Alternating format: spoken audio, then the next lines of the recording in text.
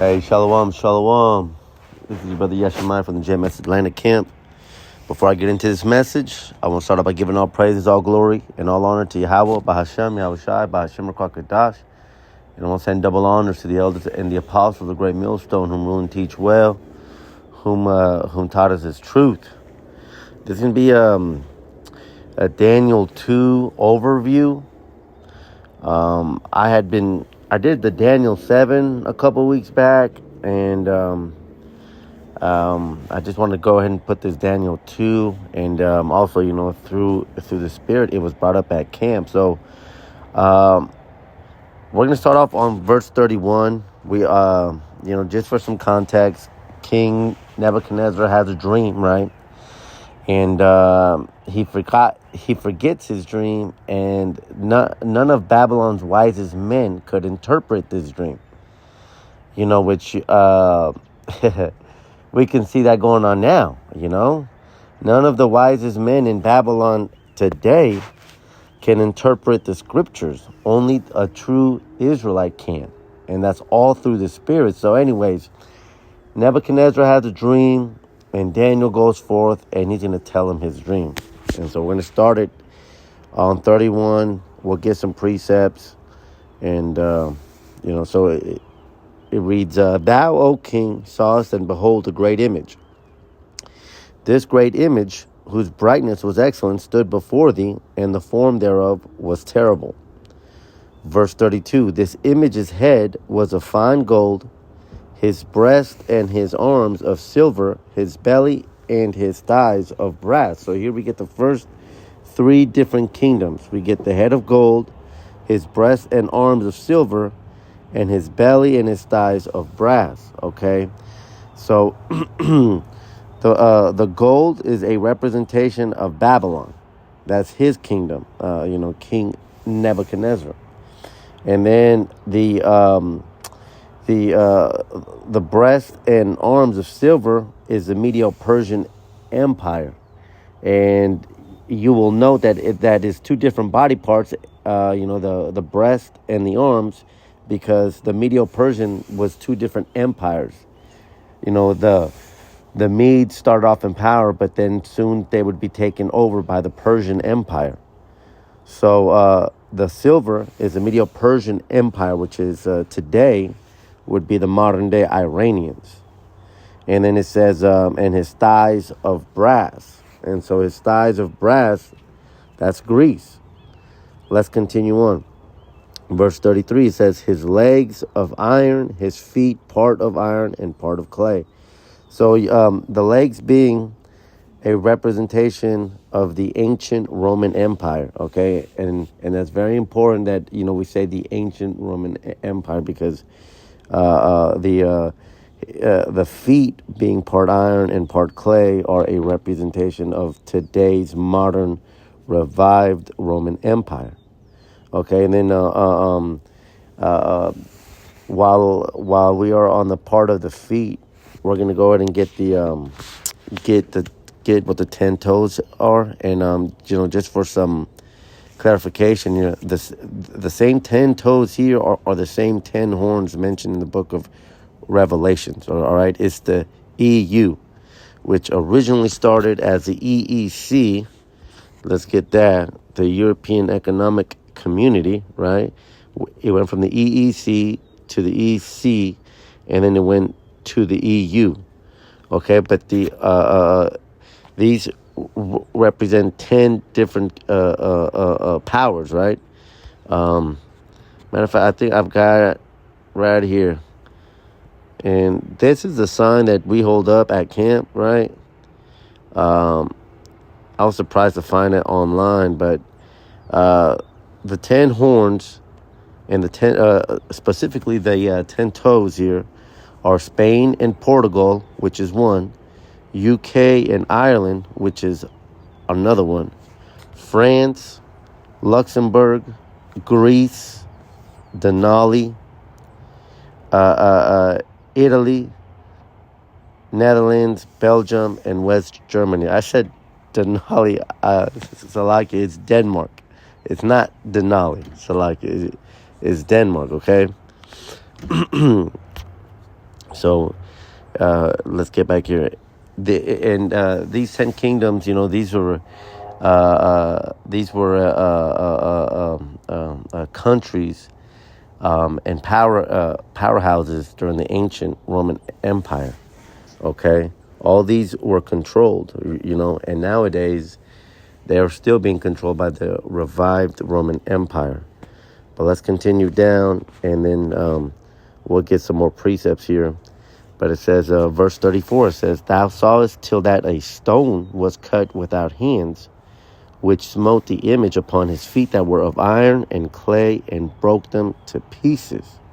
So this stone here is Yahushua, and it strikes the end of their kingdoms, because you see that statue was a representation of kingdoms to come. And the final kingdom, the toes mixed with clay and iron, that final kingdom, well, it is the revised Roman Empire. That's where we are now. And so after this kingdom falls, which is going to lead to its being taken down by Yahushua, once this kingdom falls, it says it was broken to pieces, So basically this stone being cast is Yahushua, which, we can also, we can link this up with 2 Ezra 6 and 9, right? Esau is the end of the world, and Jacob is the beginning of it that follows, right? But let's get a precept on that stone cut without hands. So this is Yahushua speaking, okay? So this is Luke 20, verse 18. It says, "Whosoever shall fall upon that stone shall be broken, but on whomsoever it shall fall, it will grind him to powder." So here we have Yahushua referencing the same statue. He is, Yahushua is the same stone that was rejected by the builders, right? The chief cornerstone that was rejected by the builders. But there's many other precepts that, we can get to show that Yahushua is that stone cut without hands, right? Let's get back to Daniel 2 and 35. So here he starts to explain it, right? It says, "Then was the iron, the clay, the brass, the silver, and the gold broken to pieces together, and became like the chaff of the summer threshing floors. And the wind carried them away, that no place was found for them.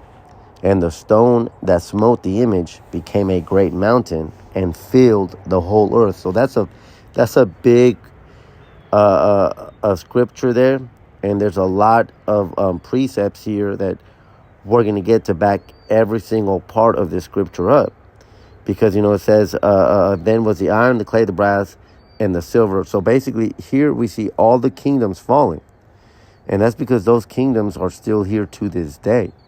It's just a different, instead of the Medes being in control, instead of the Babylonians being in control, we are in the revised Roman Empire that's in control now. But these kingdoms are still here to this day, and so all these kingdoms have to fall together, right? When Yahushua comes, he's coming to conquer, right? So all the kingdoms are going to fall. This is Revelation 6 and 2. It says, "And I saw, and behold, a white horse, and he that sat on him had a bow." So this is a weapon. "And a crown was given unto him, and he went forth conquering and to conquer." And that's exactly what Yahushua is going to do. He's coming down, and he's knocking all these parts of the statues down at the same time, right? And then it continues to say, it says, "and became like the chaff of the summer threshing floors," right? And so the chaff is dust, right? Because the dust, is representative of, they are not going to get back into power. That's it. Once Yahushua comes, that's it. Matter of fact, we're going to get this precept, which is Daniel 7 and 14. We're going to get it now, but then we're going to get it again later on. It says, "And there was given him dominion and glory, and a kingdom, that all people, nations, and languages should serve him." This is talking about Yahushua. His dominion is an everlasting dominion, which shall not pass away, and his kingdom, that which shall not be destroyed. So all these other kingdoms are being dashed to pieces, and there's no coming back, right? And the kingdom of Yahushua is forever. Okay, so when we read 35, it says, broken to pieces together and became like the chaff of the summer threshing floors. The chaff means there's no coming back together. Russia, Babylon, modern day America is going to fall. And, it does not mean that China's coming up next. It does not mean that Russia's coming up next. And it definitely doesn't mean that the Iranians are coming up next. This is the final kingdom. And then the stone cast without hands is coming. And that stone cast without hands is Yahushua. Nobody has next other than Yahushua. All right? And the elect and the governing body ruling alongside him. Okay? Furthermore, it said, and the wind carried them away. Now, what wind is that talking about? It's the same wind mentioned in Jeremiah 51:1. Right? Thus saith the Most High, Yahweh Ba'ashem Yahushai, behold, I will rise up against Babylon and against them that dwell in the midst of them that rise up against me, a destroying wind. So that wind spoken about, because it says here, and the wind carried them away. That wind spoken about is the nuclear destruction that Yahweh Ba'ashem Yahushai is going to raise up against. It says Babylon here, but Babylon is America. Babylon is the revived Roman Empire. Babylon is the toes, right? So there's a lot of precepts that go onto this one verse here, and then it says, furthermore, after that destroying wind carries them away, it says that no place was found for them. Okay, it says no place was found for them, because once these bombs hit, man, America will no longer be inhabitable, man. This is Isaiah 13:19. The meat is at 20. But it says, in Babylon, the glory of kingdoms, the beauty of the Chaldees' excellency, shall be as when the Most High overthrew Sodom and Gomorrah. And how was that? They were never rebuilt. We look back at Sodom and Gomorrah now as a memory of judgment, and that's exactly what Babylon's going to be. It's going to be burning forever. But here's the meat. It says, it shall never be inhabited, neither shall it be dwelt in from generation to generation. Neither shall the Arabian pitch tent there, neither shall the shepherds make their fold there. So when you go back to 35, and it says that no place was found for them, it's talking about after it's destroyed, nobody will dwell therein. Nobody. It's going to be burning forever. It's going to be uninhabitable. All right. And so, 36, we're going to skip down here because I'm trying to keep this message somewhat short. I'm not going to lie. Sometimes I myself have a short attention span. It's just part of living in Babylon, But, well, let's just get 41 here. Yeah. It says, and whereas thou sawest the feet and toes, part of potter's clay and part of iron, that kingdom shall be divided. But there shall be in it of the strength of the iron. For as much as thou sawest the iron mixed with miry clay. So again, the toes are the revived Roman Empire with the European Union, right? And it's mixed with clay because clay and iron, they don't mix. It's a weakness, right? That clay goes into the instability, because when you look at these nations in the European Union, you have these nations and they don't get along with each other. We had a good example of it last year when America blew up the Nord Stream pipeline, and that Nord Stream pipeline was supplying oil to the UK, right? And what did we end up seeing? We saw these two people in the same, supposedly on the same team, destroying each other's infrastructure, really an act of terrorism. So, uh, uh, it says here, it says, the kingdom shall be divided, right? But there shall be in it the strength of the iron. So even though there's divisions amongst the other EU nations, they hold their strength. They remain in power. It says through the strength of iron, and that iron is a representation of their weapons, right? Let's get down to 42. It says, and as the toes of the feet were part of iron and part of clay, so the kingdom shall be partly strong and partly broken. Again, the kingdom is weak because some countries in the EU fight within themselves, and even some countries within the EU are poor. A good example is Denmark. Denmark is part of those 10 toes, but Denmark, they don't even have an army, man. They don't even have a navy. They're and the reason that they don't have one is because they rely on the other nations to back them up. I mean, isn't that a big weakness in itself, that you can't protect your own people, right? And then also, some of them are weak financially, and some of them are strong financially. Another good reminder of this was back in, I think it was like the 2010s, when Greece went bankrupt, right?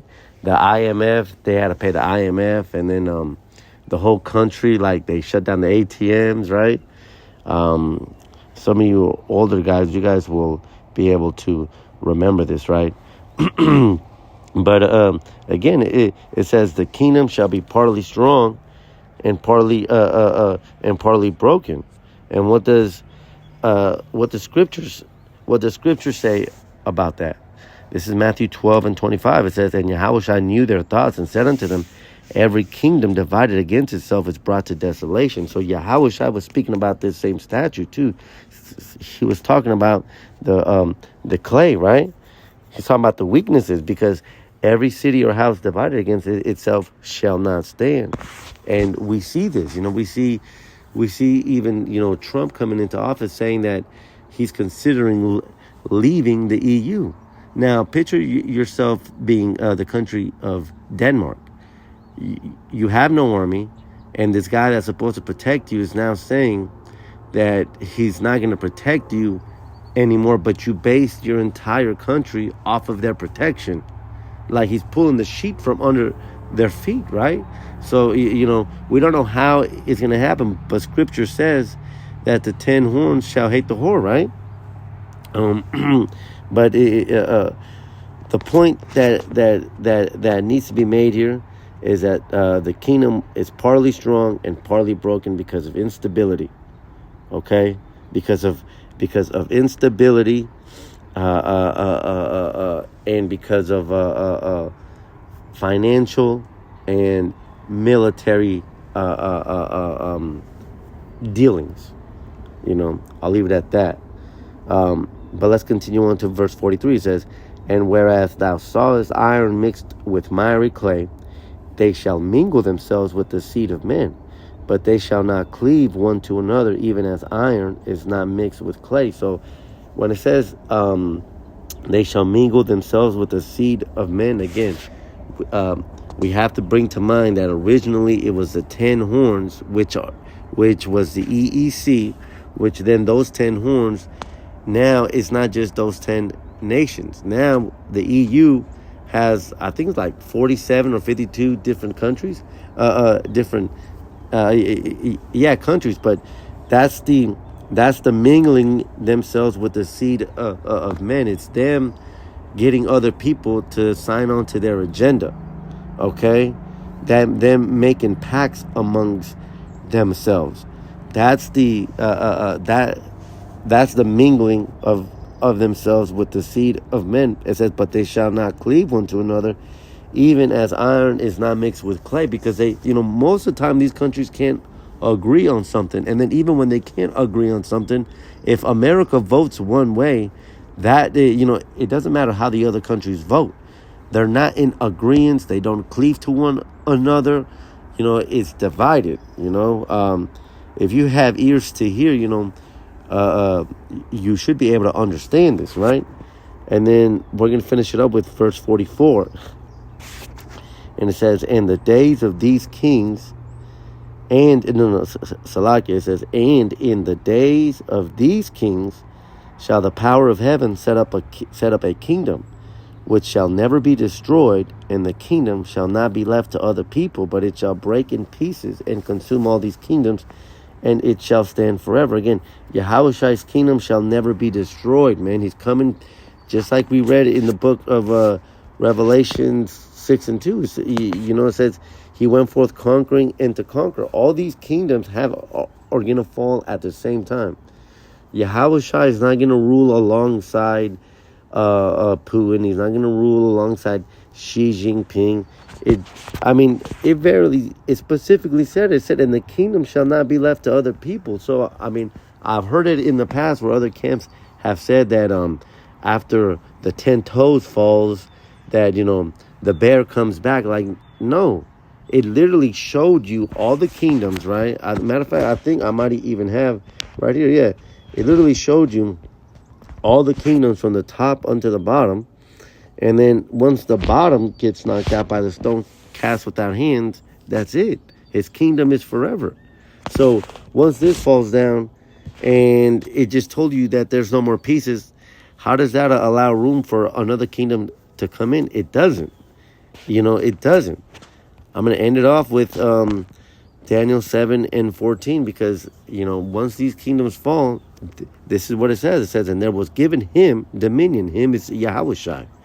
Yahweh Bahashim Yahushai. It says, "And there was given him dominion and glory and a kingdom that all people, nations, and languages should serve him." So there's nobody else ruling alongside him. His dominion is an everlasting dominion which shall not pass away, and his kingdom that which shall not be destroyed. So that's it. Once Yahushua comes back, there is nobody next. That's it. Anyways, I hope this lesson has been edifying. And with that, I say shalom.